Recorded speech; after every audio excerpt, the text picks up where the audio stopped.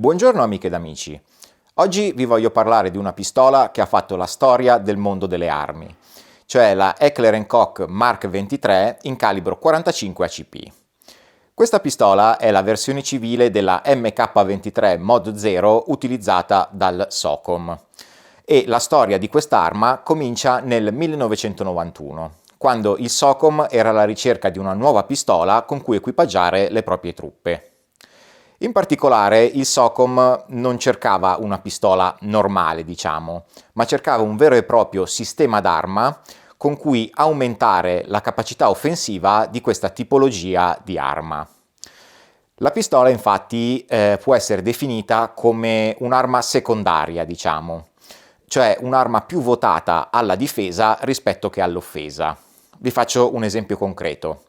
Se l'arma primaria, cioè il fucile, diventa inservibile oppure se si finiscono le munizioni, solo allora si passa alla pistola.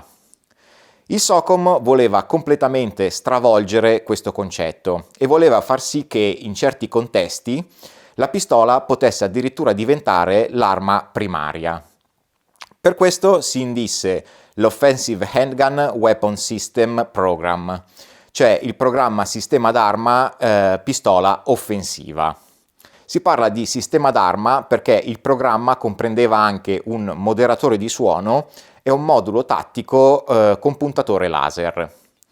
A quei tempi Heckler & Koch stava lavorando ad un'altra pistola, cioè la USP, e quindi l'azienda decise di partecipare a questo programma con una versione modificata della USP. Nacque così il progetto Mark 23.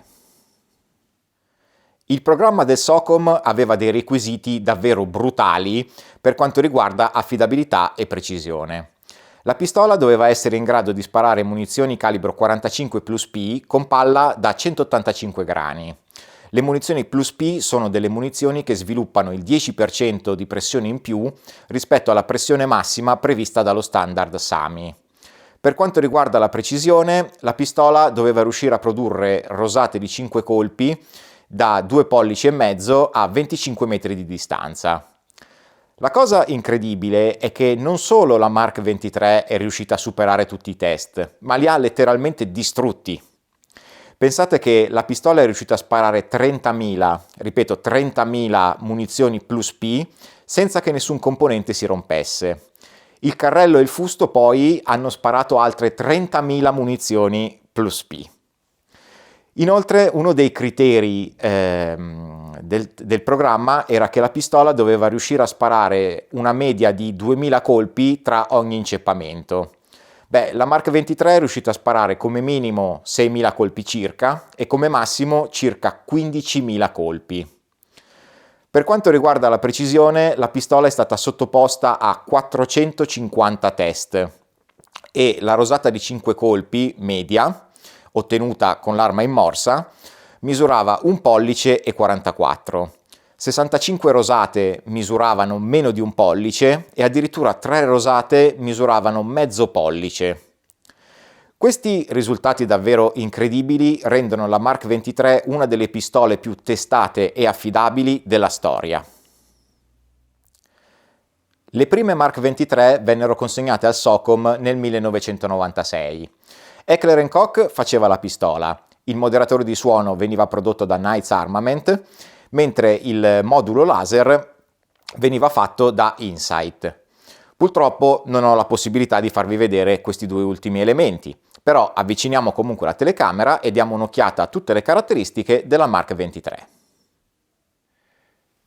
Cominciamo dando un'occhiata alle specifiche tecniche. La Mark 23 è lunga 245 mm ed è alta 150 mm. Il peso è di 1,123 kg con la pistola scarica, quindi è un bel bestione. La canna misura 5 pollici e 87, quindi siamo quasi a 6 pollici. A prima vista la Mark 23 sembra una pistola gigante, però in realtà è sorprendentemente maneggevole. Io ho delle mani di grandezza media, diciamo, e non ho difficoltà a impugnare la pistola e riesco a raggiungere tranquillamente tutti i controlli.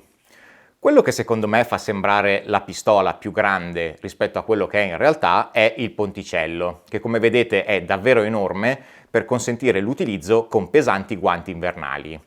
Dobbiamo poi ricordare che la Mark 23 ha una canna lunga quasi 6 pollici, quindi è normale che sia più grossa rispetto a una pistola standard. In sostanza posso dire che la pistola è sicuramente ingombrante e non adatta al porto occulto, però non è così difficile da utilizzare. I controlli sono una sicura ambidestra, che si può attivare solamente quando il cane è armato, e poi abbiamo un abbatticane che è presente solo sul lato sinistro.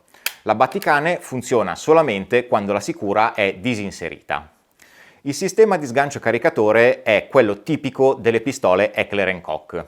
Quindi al posto di avere un pulsante sull'impugnatura abbiamo una levetta ambidestra alla base del ponticello. Questo sistema a me piace molto perché mi consente di sganciare il caricatore usando l'indice e quindi non devo modificare l'impugnatura sulla pistola.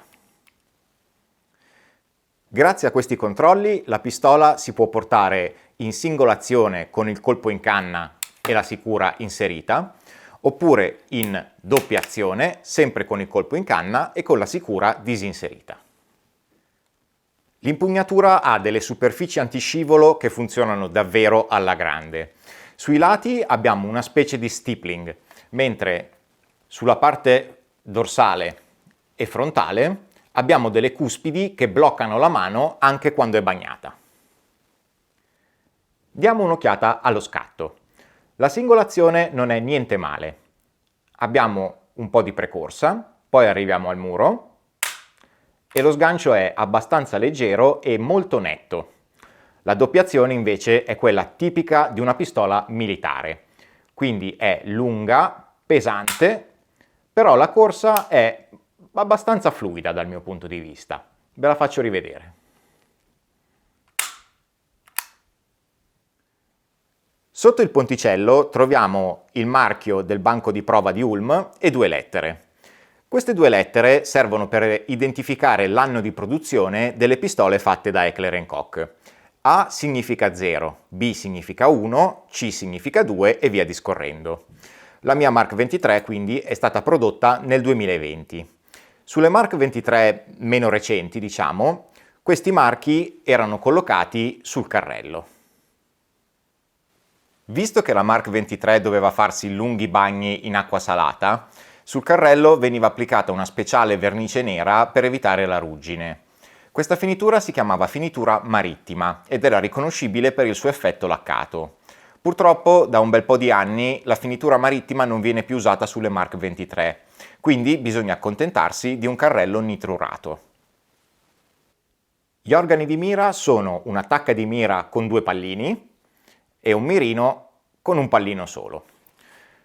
Svitando questa vite potete spostare in derivazione la tacca di mira, mentre se dovete regolare l'altezza del punto di impatto dei colpi dovrete comprare delle mire sostitutive.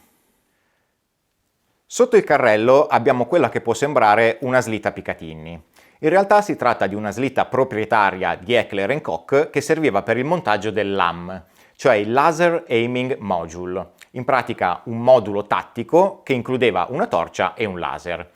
Come vediamo infatti mancano gli elementi tipici di una slitta Picatinny e poi davanti al ponticello abbiamo questo forellino, eccolo qui, che serviva proprio per fissare il LAM.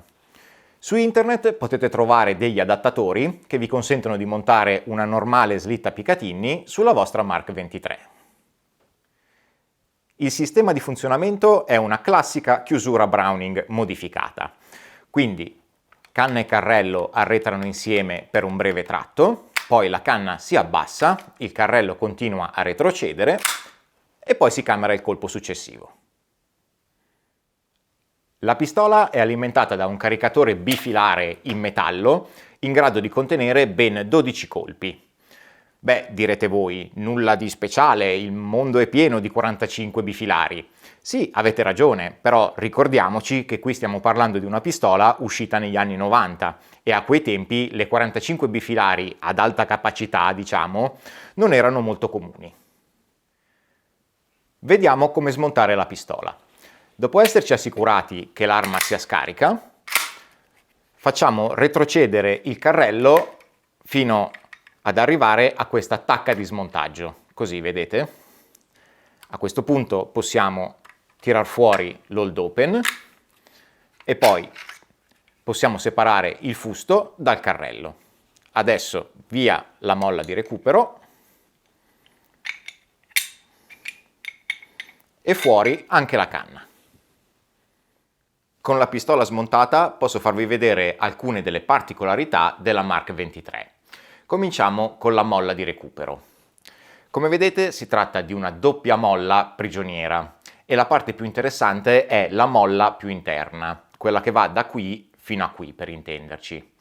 Questa molla funziona come una specie di ammortizzatore, cioè il suo scopo è quello di attutire l'impatto del carrello sul fusto dopo che si spara. Come vi dicevo in precedenza, infatti la Mark 23 doveva essere in grado di sparare migliaia e migliaia di munizioni plus P.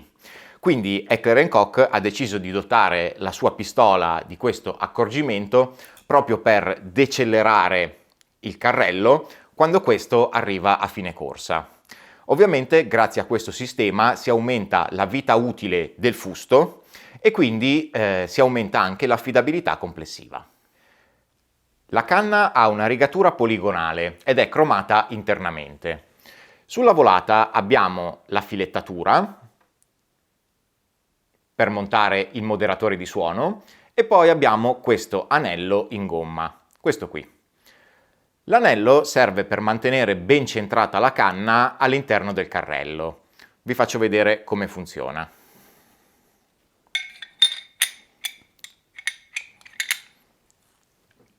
Eccoci qua. Allora, dopo che si spara, la canna esce e poi tornando indietro l'anello mantiene la canna centrata nello stesso modo colpo dopo colpo, cosa che ovviamente serve per aumentare la precisione. Secondo Heckler & Koch l'anello va sostituito ogni 20.000 colpi circa, quindi dovrebbe resistere a 2 o 3 uscite al poligono. Comunque non abbiate paura perché nella scatola ci sono degli anelli di scorta. Il fusto è completamente realizzato in polimero e al suo interno abbiamo delle parti in acciaio come il meccanismo di scatto, le guide di scorrimento per il carrello e i comandi. A questo punto qualcuno di voi si starà chiedendo, visto che la Mark 23 doveva essere super resistente e super affidabile, perché il fusto non è stato fatto in acciaio? La risposta è molto semplice.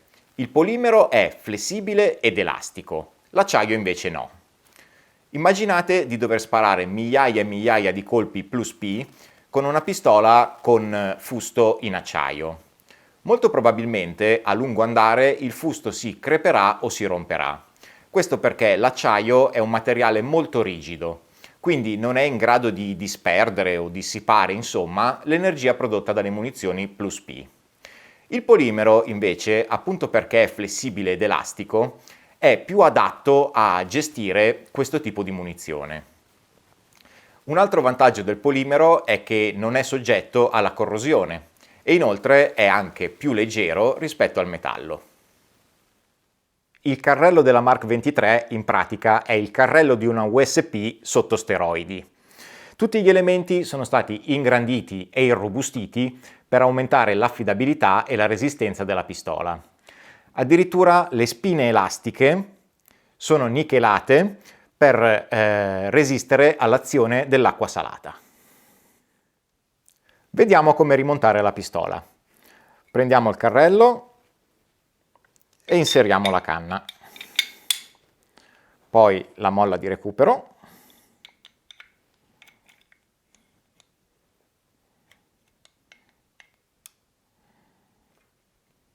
Ok.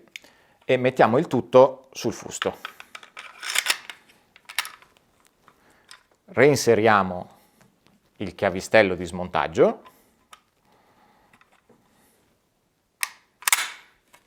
e il gioco è fatto. La Mark 23 è una pistola da professionisti e quindi si merita una confezione da professionisti. La pistola infatti viene venduta in questa bellissima valigetta con lucchetto che contiene la pistola e un caricatore di riserva. Speriamo che il nostro video vi sia piaciuto. Se vi è piaciuto lasciate un mi piace, se non vi è piaciuto lasciate un non mi piace, se invece i vostri sentimenti sono più complicati da esprimere lasciate un commento. Non dimenticatevi di iscrivervi al nostro canale e schiacciate anche sulla campanellina così da ricevere un avviso quando pubblico un nuovo video, tra circa 6 o 7 anni probabilmente. Noi ci vediamo alla prossima!